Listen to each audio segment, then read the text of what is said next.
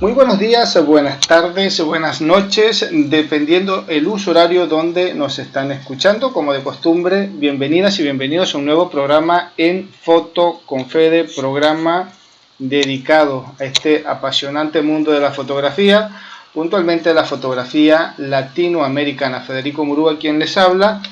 Y ya saben, @fotoconfede, nuestra cuenta en Instagram, y por allí nos contactan y se dirigen a nuestras diferentes plataformas donde, además de escuchar el programa, tienen por allí información en nuestra página inherente a eventos, concursos, presentaciones de libros, de exposiciones y mucho más.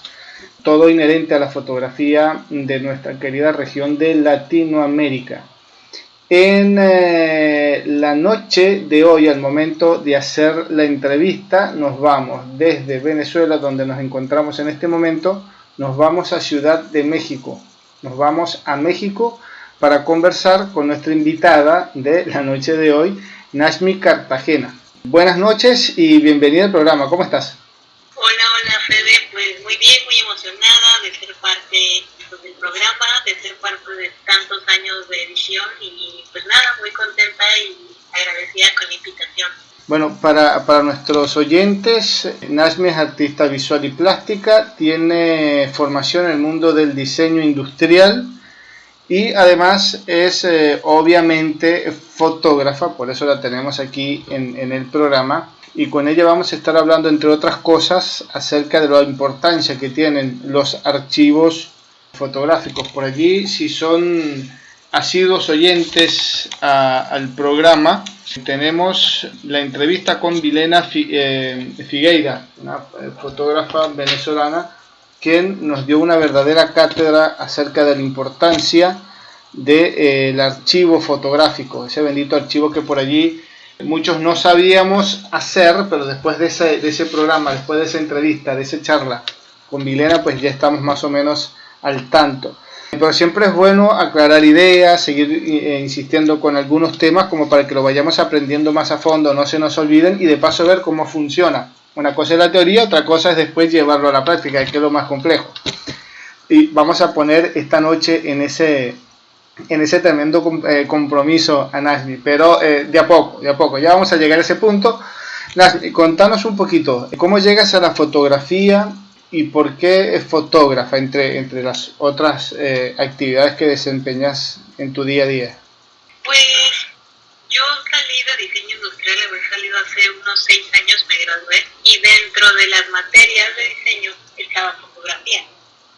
Ahí compré mi primera cámara hace muchísimos años, venía en un paquete con un lente creo que de 18 por no, ni me acuerdo, 120. Si es el lente con lo que viene la cámara en paquete, es el 1855.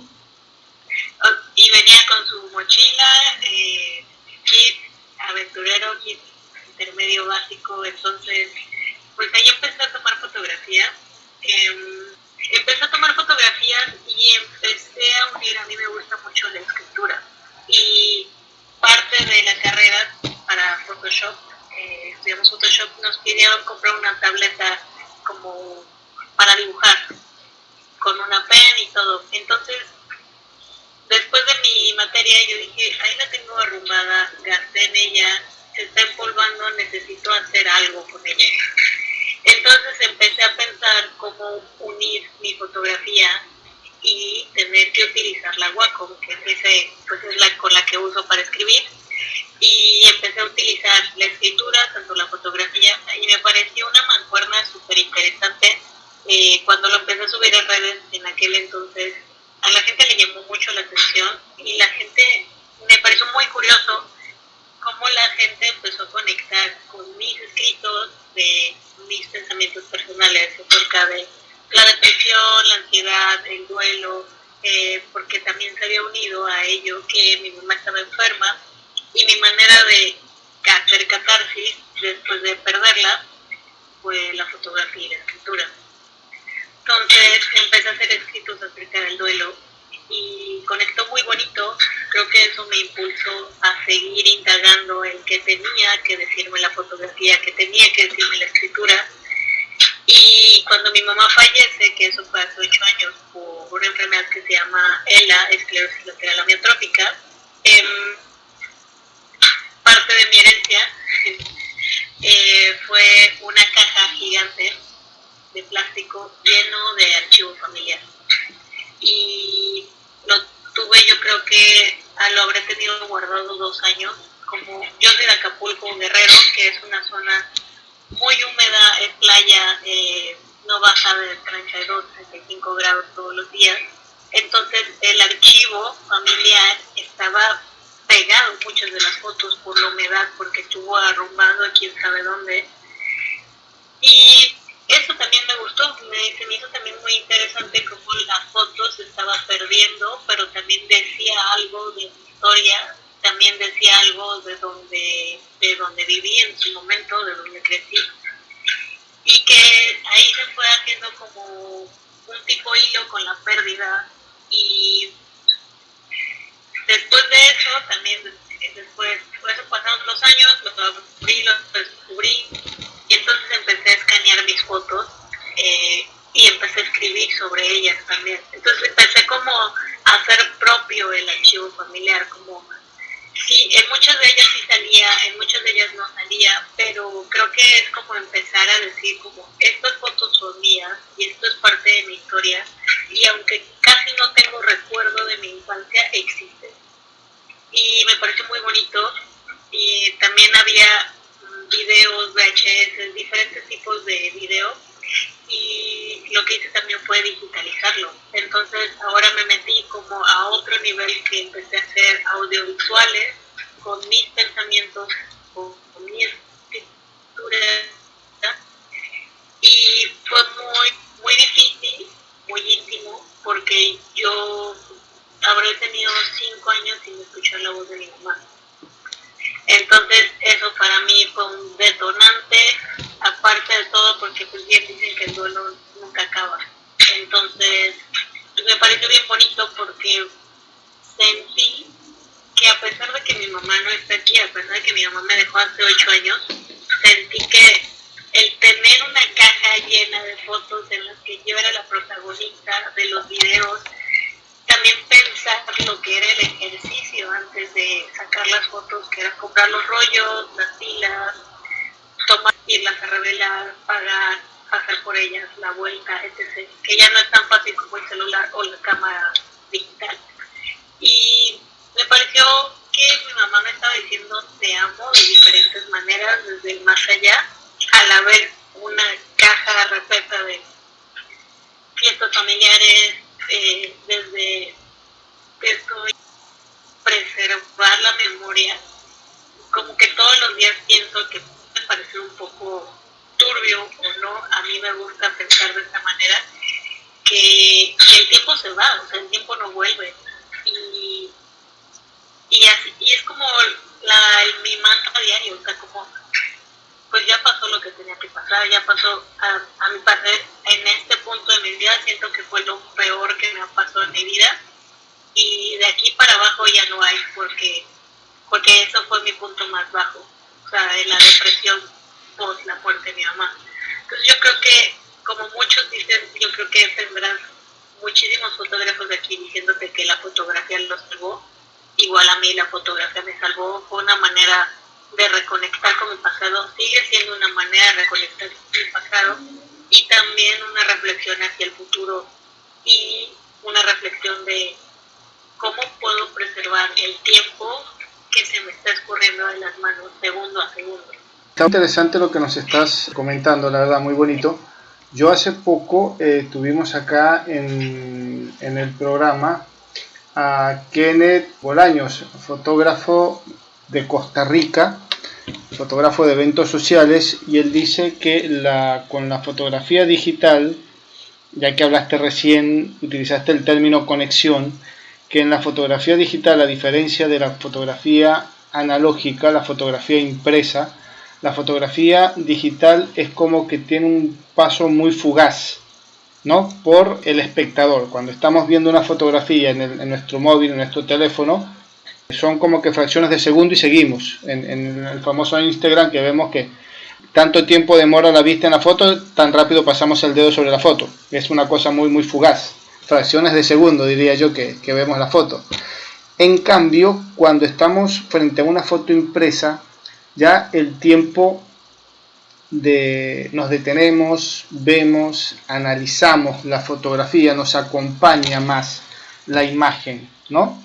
Y traigo acá a cotación un comentario que a mí me llamó muchísimo la atención, de hecho todavía lo tengo acá presente, de otra conversación con una fotógrafa de Perú, con Pilar Pedraza, y ella hizo una frase que a mí se me quedó clavada acá en la cabeza. Dice: hay que empezar a escuchar la fotografía, porque la fotografía nos habla en algún momento. Es un ejercicio bastante profundo, mucho con lo que vos nos estás contando, esa terapia fotográfica, que por allí hay gente que dice, no, estamos haciendo, hoy en día hacemos terapia a través de la fotografía.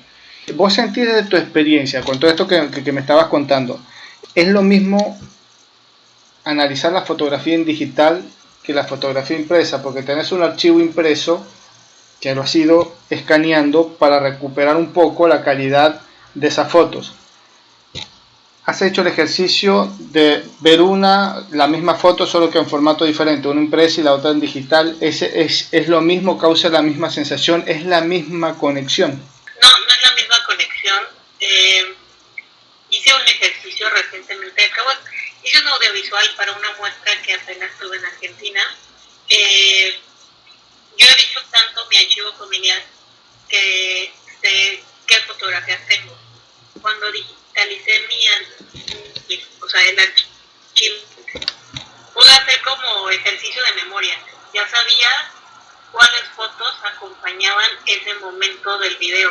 Entonces hice una unión y como tiene, obviamente, muchas partes están corruptas, o sea, solo se escucha el audio, un audio muy malo, pero hice un video con el audio hacia ese momento que estaba pasando y me pareció un ejercicio de memoria que me habrá tardado un mes, que en términos así de un audiovisual es muy corto, pero me costó muchísimo trabajo. O sea, lo editaba, lloraba y volvía, lo editaba, lloraba o tenía una reflexión y escribía en torno a, pero yo no tenía recolección de esas memorias. O sea, lo que estaba viendo yo no me acordaba, pero sí me acordaba de las fotografías que acompañaban ese momento.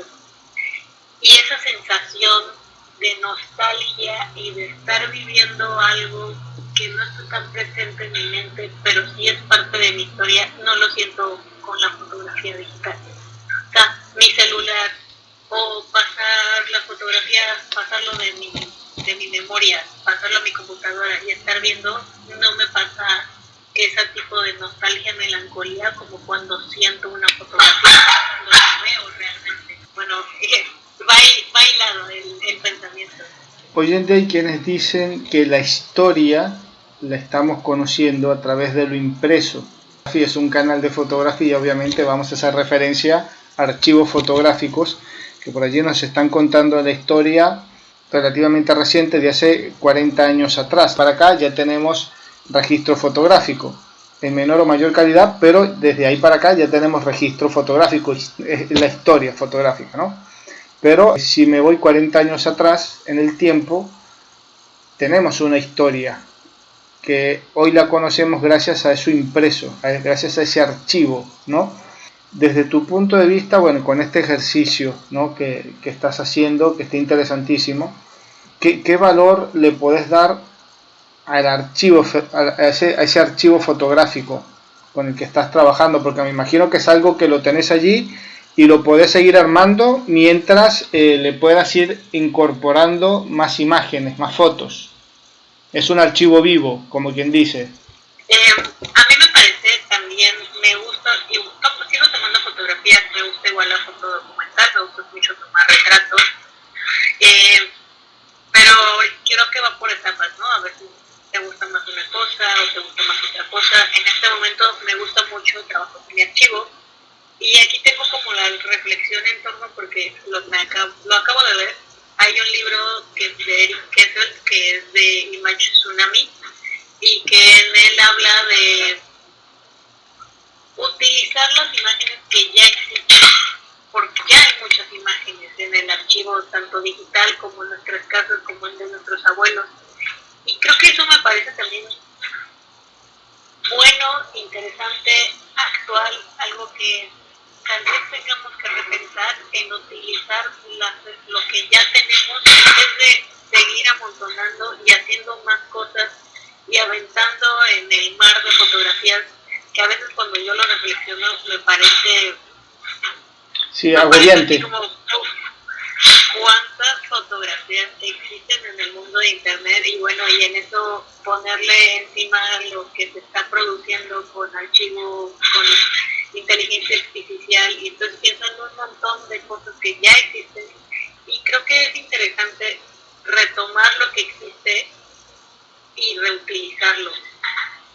Y creo que es súper importante el archivo porque a pesar de que yo no tengo recolección de esas memorias, eso existe y fue un hecho que pasó y tal vez para mi mamá fue muy importante ese preciso momento y por eso tomó fotografías y video de eso y sin ellos no existiría, o sea, porque ella ya no está para platicármelo y la mayoría de los familiares que aparecen ahí no es como que nos vayamos a sentar porque tal vez para ellos no fue tan trascendental como lo fue para mi mamá en ese momento. Entonces, creo que me parece muy lindo que exista y que ahora esté en mis manos y yo lo recuerde y pues recordar es volver a vivir, ¿no? Vivir bien. Ahora, si me voy al rol o asumo el rol de docente en fotografía y te pregunto si se puede estructurar los pasos que diste para armar ese archivo, monedas más, monedas menos, porque por allí hay gente que nos escucha y dice, a mí me pasa lo mismo que le pasa a Nashmi con las imágenes, tengo cualquier cantidad de fotos, no sé qué hacer, no sé cómo ordenarlas, no sé por dónde empezar. ¿Cómo podemos orientar a ese oyente que está allí, que dice, bueno, por dónde empezó Nashmi a armar ese archivo digital? Yo lo que hice, la verdad es que estuvo rudo sacarlo. Yo ya tenía la idea de hacer un fotolibro, me tardé 4 o 5 años en hacerlo, una narrativa visual que no sabía absolutamente nada de imprimir, hacer maquetas, etc. Ahí tengo como, no sé, diría unas 50, 60 maquetas digitales más las que hice impresas. Para mí es un tema muy personal. Yo me enfermé muchas veces, me dio gripa, lloré muchísimo y creo que fue importante porque me tardé tanto tiempo porque lo dejaba, o sea, abrí el archivo, decía, me gusta esto y poquito a poquito empezaba a hacer montones de, todas estas fotos son, no sé, 5 años, todas estas fotos son cumpleaños, todas estas fotos sale este familiar que ya no está en mi vida, que le tengo un odio, una tirria, un resentimiento, y fui haciendo cajitas, o sea, fui apilándolas, y al final me quedé con un archivo que muy burdamente yo hice como montoncitos y les puse cinta, papel y puse como qué era cada momento. Y después se hizo como la caja, por alguna razón yo creo que mi inconsciente, a mi mamá la puse, mis fotos favoritas así, porque visualmente me atraían, las puse en una caja muy linda, como rosa, y eran de mi mamá. Y las cajas de este familiar que tengo tantas memorias como negativas, las puse en una caja fea de cartón y me gustó, o sea, como que mi inconsciente estuviera hablando a través de cómo estaba poniendo los grupos. Y después de eso, ya que le lloré al archivo, ya que saqué todo, ahora sí me fui a lo que me interesaba visualmente. Y entonces dije, cuando hice lo del arte de perder, por ejemplo, noté, a mí me gusta mucho utilizar el rojo, ese es de cajón lo que me gusta utilizar en todo, tanto en escritura, fotografía. Noté que mi mamá se pintaba las uñas de rojo, entonces ese fue mi hilo, o sea, las fotos que escogían tenían un tono rojo, incluso la foto que está como, hay una foto en la que borro las caras de mis familiares como para dar a entender que no estuvieron durante la enfermedad, pero esa foto me encanta visualmente por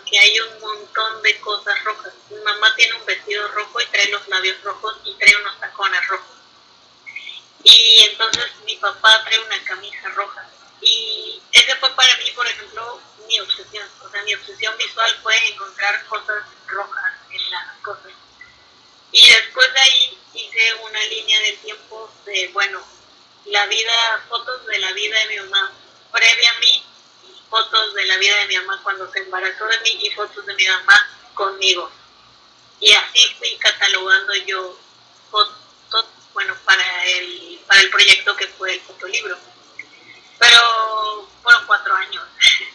Eso te iba a preguntar, por lo que me estás contando fue un proceso bastante arduo, porque es un proceso, es un trabajo muy interno, demasiado personal, muy íntimo, ¿no? Y donde las emociones, pues ahí estaban muy presentes y en gran medida fue esa maduración en todo el proceso, ¿no? Para bien o para mal, pero tiene que ver con lo que es el resultado final y lo que te iba guiando y diciendo este elemento, con este otro. Obviamente cada caso, cada oyente tendrá su archivo, tendrá su idea, tendrá su motivo, tendrá sus emociones, pero el proceso es puede ser más o menos parecido, la estructura como tal puede ser parecida a lo que vos armaste. A algunos les tomará menos tiempo, a otros les tomará más tiempo, es totalmente válido porque es algo totalmente personal. Y bueno, como ya lo dijimos, es algo de emociones, que es algo que tiene la fotografía, ¿no? Y bien lo dijiste, hay una conexión mayor cuando está impreso, que no es lo mismo que verlo en digital, esa conexión tan íntima que tenemos con la fotografía. Hiciste un fotolibro con todo ese archivo fotográfico que tenías allí, es un trabajo que creo que está por allí en la plataforma de YouTube, si no me equivoco se puede observar un poco ese trabajo. Sí, está el pase de página. Ahí está. Ya después lo vamos a chequear. Antes de verlo, porque soy un poco temático con lo que es fotografía, digo, hay un libro allí, hay un trabajo hecho, leí un poquito la presentación, dije, no, pero quiero conversar con la autora para después verlo y sentirlo más a profundidad cuando conozca la historia de la foto, porque una cosa es la fotografía sin saber la historia y otra cosa es la fotografía conociendo la historia de la foto. Se ve diferente. Por allí, trayendo a cotación lo que nos había comentado Paola Pedraza, que dice que la fotografía hoy en día ya se puede o se debe escuchar. Entonces dije, bueno, de repente viendo fotos empiezo a escuchar cosas que sin conocer la historia no le escuchaba. Vamos a ver, ese libro, ese fotolibro, ese trabajo, ¿qué repercusiones ha tenido? No solamente en lo personal, ya nos contaste un poco, pero fuera de tu entorno. Para mí creo que fue contar mi historia. Eso es como lo más valioso de todo esto, porque las enfermedades incomodan un montón, incomodan y tiene repercusiones de distanciamiento de la familia, charlas incómodas. En mi caso, a mi familia no le encanta hablar de emociones, entonces yo embotellé muchas emociones negativas y por lo tanto lo que uno calla da alguna enfermedad, y en mi caso fue la depresión por dejar todo embotellado. Yo no había contado mi historia, incluso mi mamá estuvo enferma 4 años y no tuve un sistema de apoyo. Yo justamente había empezado la universidad cuando ella cayó enferma y pues yo iba de Ciudad de México a Acapulco, que en contexto son 5 horas en un camión. Entonces yo me iba para cuidarla los fines de semana o podía de viernes a lunes y me regresaba muy temprano. Yo todo esto lo hice sola. O sea, no tenía un familiar que me recogiera, a pesar de que yo llegaba a las 2 de la mañana, tenía 21 años en ese entonces. No tenía un sistema de apoyo. Yo creo que por eso caí en depresión y por eso terminé teniendo pensamientos suicidas, por no tener un sistema de apoyo. Tenía una historia tan embotellada de toda esta soledad que viví dentro de, que también empecé a pensar a lo largo de los años, y pues que me voy haciendo más grande, y dónde queda mi parte de la historia. O sea, ¿qué pasa con el cuidador en enfermedades como lo son la esclerosis lateral amiotrófica o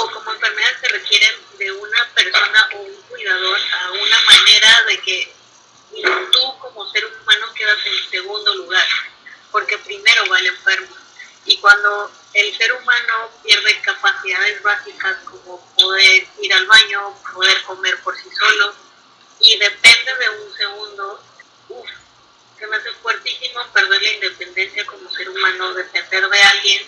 Y también qué pasa tú como cuidador mentalmente cuando quedas relegado durante tantos años.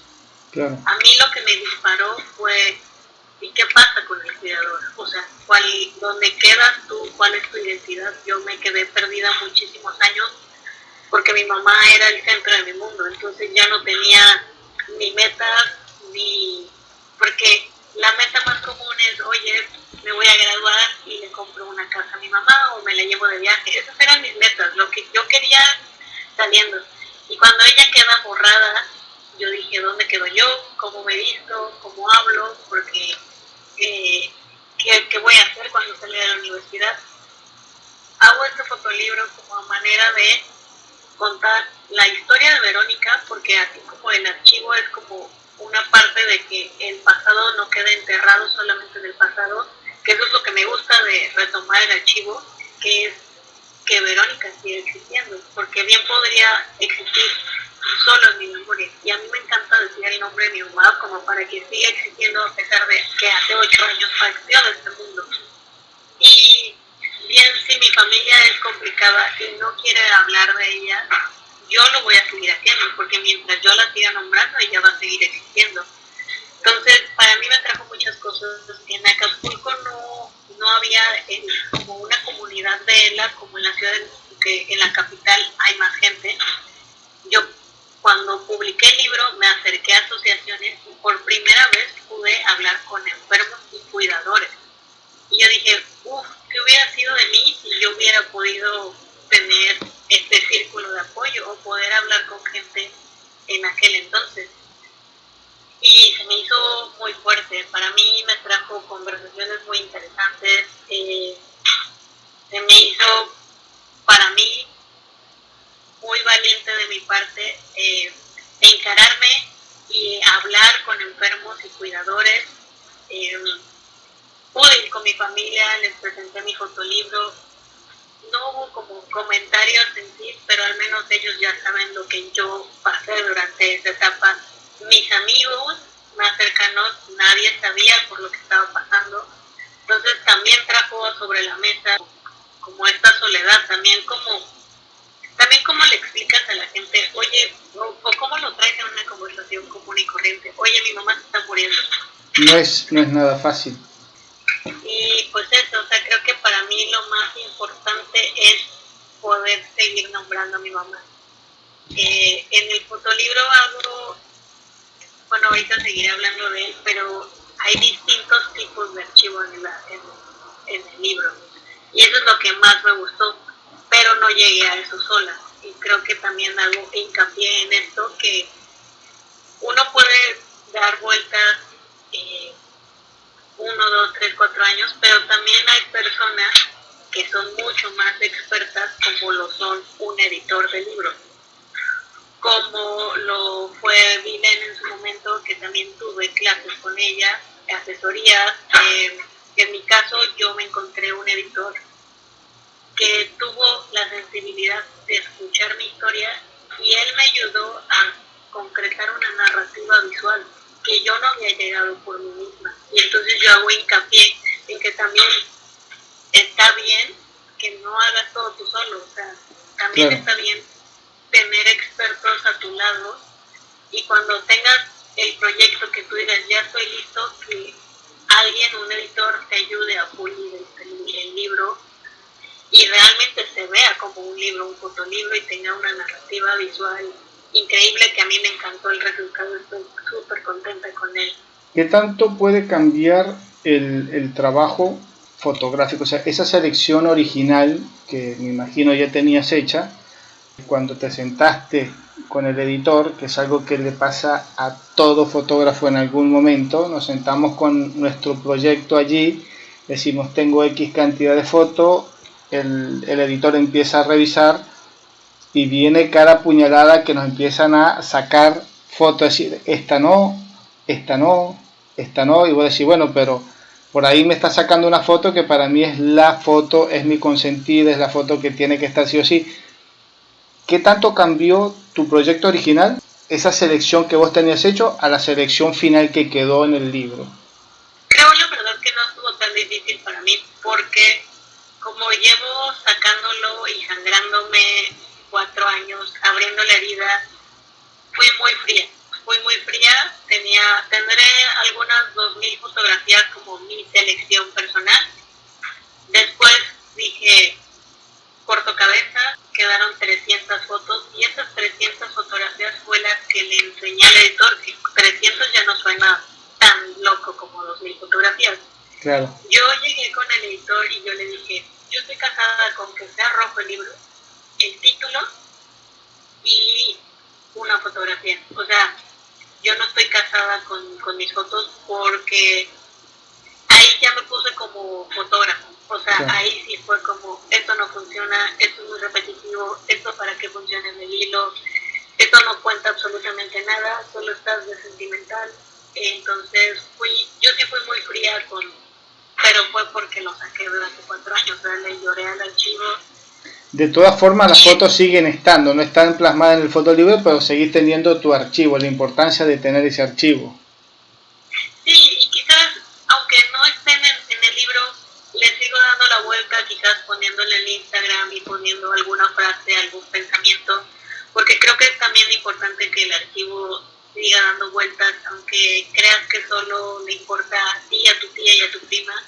Creo que es importante ponerlo ahí afuera. Y pues no sé, o sea, creo que es mi manera también de honrar a mi mamá de cierta manera. Y lo que hizo el editor cuando vio mis fotografías, yo las había pasado digital, las había escaneado en alta, y él las imprimió y puso todo en una pared. Ahí lo vimos juntos y empezamos a sacar, y empezamos a hacer una línea de tiempo que fue la línea del tiempo de mi mamá previa a mí, mi mamá embarazada y mi mamá conmigo. Y ahí metí, por ejemplo, que yo tenía muchas ganas de hacer algo con él. Como yo llevé también, o sea, la enfermedad de mi mamá, yo tenía el archivo médico de mi mamá, o sea, yo tenía el primer papel que decía algo raro está pasando, análisis, 2 años después tienes esclerosis lateral amiotrófica y todo lo subsecuente, en el que dice en el hospital público, enferma de esclerosis lateral amiotrófica, es acompañada con su hija, nace en ella con discapacidad. Entonces, eso me pareció muy interesante porque también ahí contaba mi historia. Entonces, fue una parte como por etapas, archivo médico, archivo familiar y aparte fotogramas de los audiovisuales al final.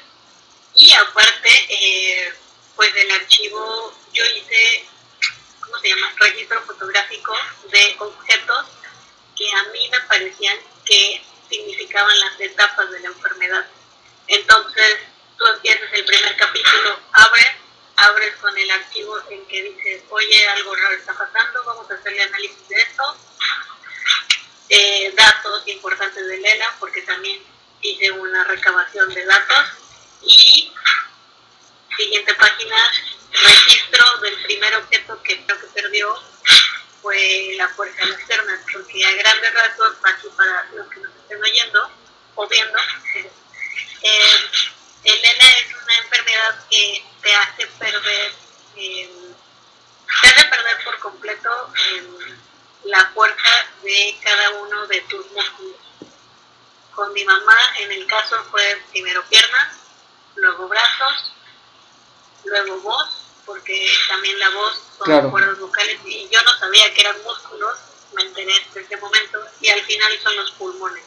Entonces va por etapas y nunca toca el cerebro. Entonces es una enfermedad que te deja básicamente esclavo, como encarcelado en tu propio cuerpo, porque siempre vas a ser consciente, pero vas a dejar de hablar, caminar por sí solo. La verdad que es bastante complejo.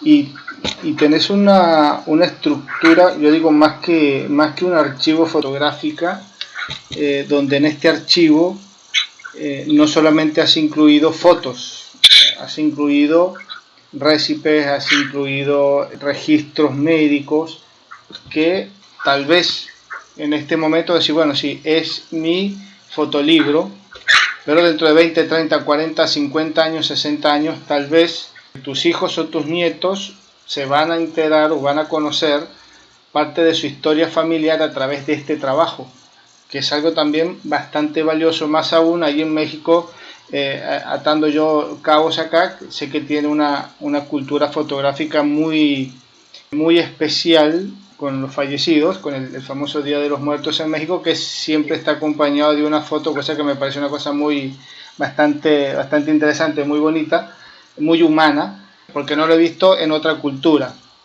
Así que bueno, esto viene también a acompañar eso, que es algo muy de ahí de México.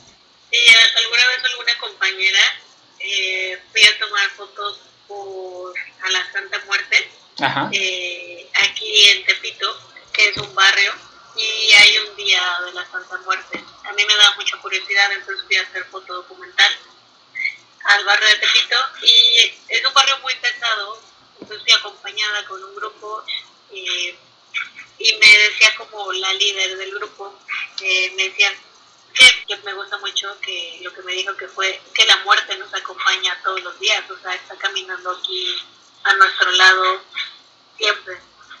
Y en vez de verlo como algo negativo, me parece muy natural. O sea, igual es por mi cultura mexicana, pero me parece muy natural pensar eso de la muerte y me hace vivir de una manera diferente. También por mi manera de procesar el duelo, también creo así la vida, como que la muerte nos acompaña siempre, todos los días, y pues el mañana no está comprado, no está seguro. Y cuando le sumas a esa forma de ver la vida, de ver estas cosas, cuando le sumas la fotografía, ¿qué valor o qué peso tiene la fotografía?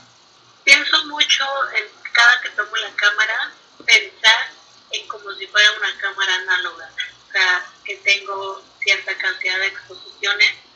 Lo hago muy, como de cuentagotas para no como hacer esta basura en mi memoria. Creo que para mí me gusta el sentimiento o el pensar de que de alguna manera se congeló el tiempo y por un momento el tiempo es mío. Entonces, esa es mi manera como ahora de tener la fotografía o mi relación con la cámara.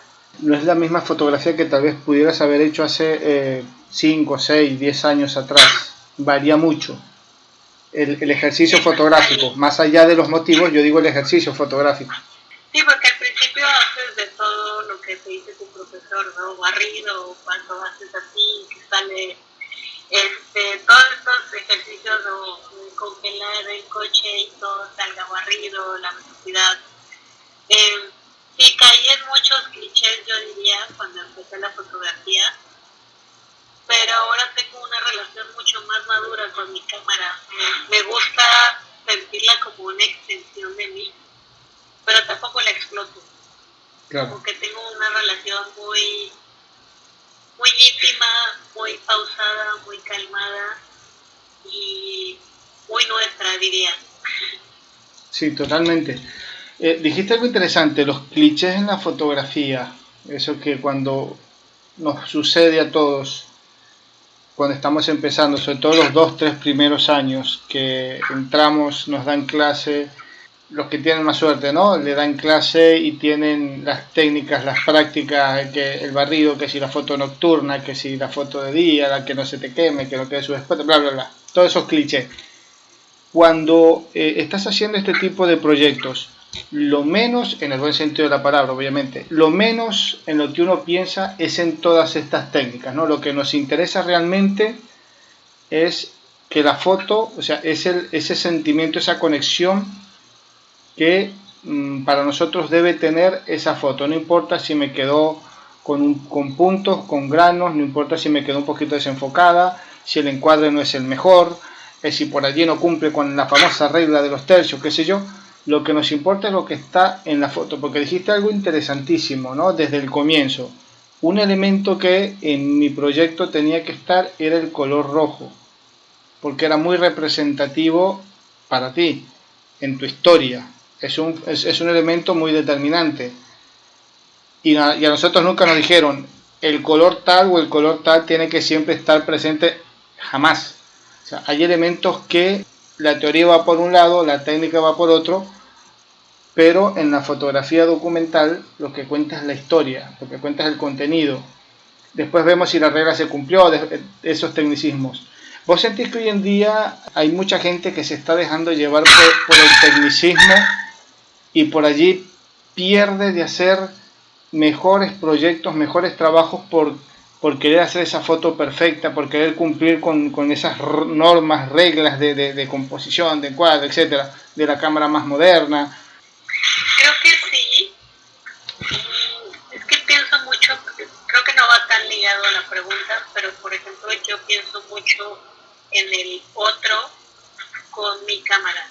O sea, creo que uno tiene mucho poder con el lente y cuando yo voy a hacer foto documental o foto de retrato yo pienso mucho en el otro. O sea, si yo veo algo que no está cómodo, no, para mí no vale la pena tomar la fotografía porque el punto de todo esto es que sea un ejercicio agradable para ambos. Yo lo estoy disfrutando con la cámara, pero creo que es importante saber que tiene uno mucho poder con la cámara y que tal vez la otra persona no sepa dónde va a dar esa fotografía o no sé si se hace viral ahora con las redes. Entonces creo que uno tiene que ser muy delicado. Y a dónde voy con todo esto es que, por ejemplo, cuando yo hice este proyecto, dejé de lado muchas cosas por proteger la privacidad de mi mamá. En mis escritos dejé de lado que igual eran relevantes partes de la enfermedad, pero lo saqué. O sea, yo ni por aquí se me pasó, porque también, así como yo estoy haciendo un proyecto, igual pude haber hecho muchos tecnicismos o pude haber sido muy técnica con lo que tenía que decir de la enfermedad, pero yo lo saqué. Para mí, o sea, para mí va primero la persona antes que la técnica o lo que yo quiero con la imagen, lo que me está dando la otra persona. No sé si eso tenga sentido, pero no sé, yo siempre tengo presente que cuando tengo la cámara en mis manos, como me voy a aprender, que tengo mucho poder en mis manos y que debo de ser consciente de ese poder y de dónde va a parar la imagen. Y a pesar de que tenga, no sé, 2 compartidos y etc., al fin y al cabo lo vieron 100 personas, aunque lo hayan visto 2 segundos. Y bueno, así es como yo me manejo con todos mis proyectos. Soy muy humana. Yo creo que en un principio tal vez no pensaba tanto en el otro, estaba pensando más en que estuviera todo bien expuesto, etc. Y pues con los tecnicismos, para mí va primero la persona que entiende lo que estoy fotografiando, el otro antes que yo, porque al fin y al cabo yo soy la que tengo como el poder en este caso con la cámara. ¿Sos de relacionarte con otros fotógrafos, de charlar de fotografía con otros fotógrafos, de ver trabajos de otros fotógrafos o sos muy bajo perfil en ese sentido? Hace rato sí charlaba mucho. Por ejemplo, estuve trabajando como asistente de Ivonne Venegas. Me tocó digitalizar su archivo familiar, que me pareció increíble porque era de medio formato. Yo nunca había tenido en mis manos negativos de medio formato, son preciosos. Creo que también hay parte fue de mi amor al archivo familiar y retomarlo. Ya no tengo mucha relación solo cuando entro a diplomados porque soy la eterna estudiante, me encanta tomar talleres, cursos, conferencias y esa es mi manera de relacionarme, ¿no? Pero ya no tengo como en mi día a día porque es más diseño mi día a día, pero no lo suelto porque esto es o sea, la cámara es como parte de mis pulsiones y mis obsesiones y mi archivo. No sé cuándo vaya a dejar de tocar mi archivo, la verdad, porque es una obsesión que por ahí tengo.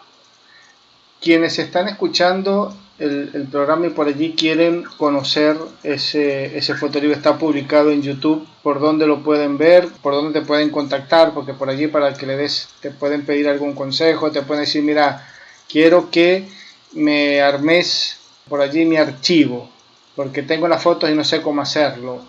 ¿Te animas a enfrentar un proyecto de semejante magnitud, de semejante valor sentimental que es armar el archivo fotográfico de otra persona?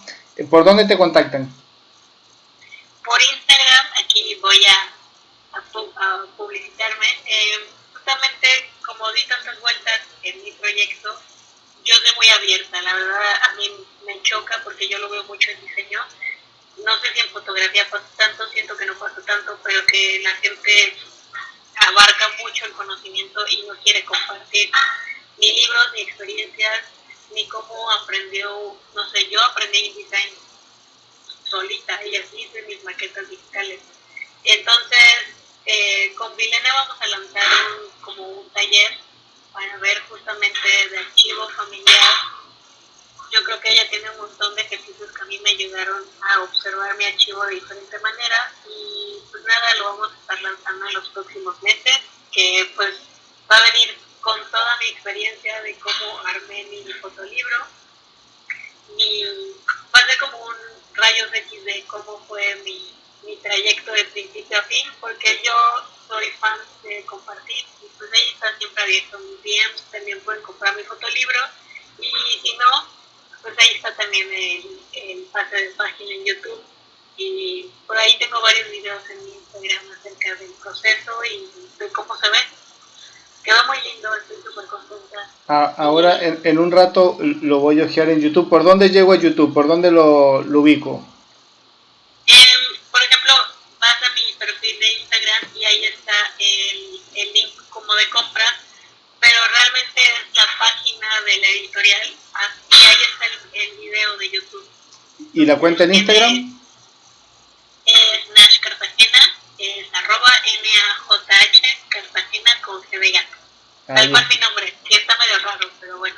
Ahí está. De todas formas, como hacemos siempre en los programas, al pie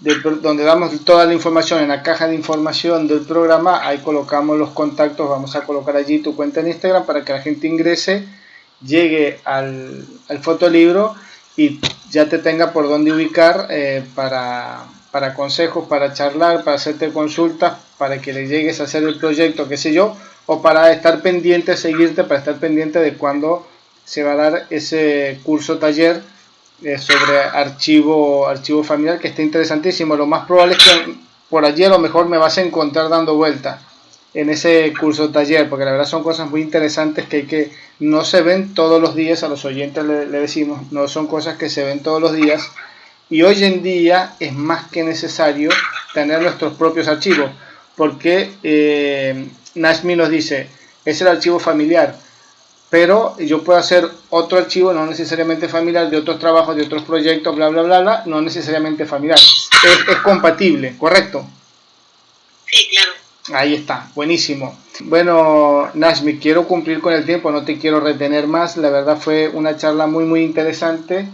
Te felicito por el fotolibro, por la dedicación, por el empeño que le pusiste. Me imagino que no fue nada fácil, pero bueno, es una linda obra, es un lindo trabajo, es una muy hermosa forma de, a través de la fotografía, seguir en conexión con gente querida, con gente amada. La verdad es una forma más de valorar la fotografía desde otro punto de vista, porque también hay una conexión cultural en lo que es el tema de la muerte allí en México con la fotografía. O sea, tiene una conexión muy, muy tremenda, muy bonita. Y bueno, acá tenemos una prueba del valor que tiene la fotografía bien trabajada, bien armada, bien pensada, que no solamente queda en Instagram o no son fotos que se van con el tiempo, todo lo contrario. Lo importante, el fotolibro, dijiste que está a la venta, ¿está en formato digital y está en formato impreso o solamente digital? Por el momento solo impreso, pero estamos trabajando en el digital para que tenga un precio más económico y también para que esté más accesible para todo el mundo, porque es todo un rollo mandarlo. Entonces, A veces cuesta lo mismo el envío que el libro. Bueno, eso te iba a consultar, si está nada más a la venta allí en México o qué sé yo, acá en Sudamérica si lo queremos conseguir, obviamente no nos va a salir lo mismo que comprarlo allí en México, pero si está la disponibilidad, la vía para adquirirlo, pues de repente hay gente que le interesa y dice, no, pero yo lo quiero tener en físico, lo quiero comprar. Está abierto, está la opción. Es para todo el mundo los envíos en físico y pues nosotros seguimos puliendo la parte digital porque ahí tiene sus pros y sus contras, claro. No es tan fácil. Entonces, pues bueno, ahí andamos siguiendo puliendo un proyecto que salió hace un año con mucho amor y dedicación y pues nada, agradecerte por el espacio, por tu tiempo y por realmente tomarte el tiempo para escucharme.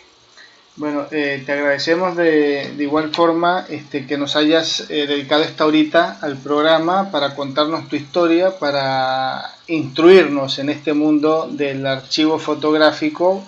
Has contado cosas que tienen muchísimo valor, muchísimo peso. Sé que del otro lado, quienes le apasiona la fotografía y cómo guardo, cómo archivo, acá tienen un programa que vale oro. Así que la verdad te agradecemos tu dedicación, tu paciencia a la fotografía. Y bueno, que este año sea un año de muchos logros, muchos proyectos que se den. Y bueno, espero que nos podamos encontrar en ese curso o es taller, para llamarlo como corresponde. Taller, yo diría. Taller. Ahí está, taller de archivo fotográfico. Entonces, esperemos encontrarnos por allí pronto. Ya te estoy siguiendo y estoy siguiendo a Vilén en sus cuentas en Instagram, así que nos vamos a enterar. Te agradezco un montón y desde ya las puertas abiertas del programa para cuando desees compartir algo nuevo, un nuevo proyecto, un nuevo fotolibro, un viaje, una exposición, una invitación a que des una charla en cualquier rincón de Latinoamérica. Ojalá se te dé y que seamos los culpables de eso, nos gustaría. Así que bueno, muchísimas gracias por estar acá. Ya estoy cocinando el segundo fotolibro. No sé si va a ser este año, pero ya lo estoy haciendo. Bueno, vamos a dejar nuestra audiencia en suspenso. Cuando esté listo me avisas y hacemos la siguiente entrevista. Perfecto, pues ya gracias, tenés la invitación abierta, ya tenés el primer programa donde lo vas a poder compartir. Así es. Muchas gracias. Muchísimas gracias.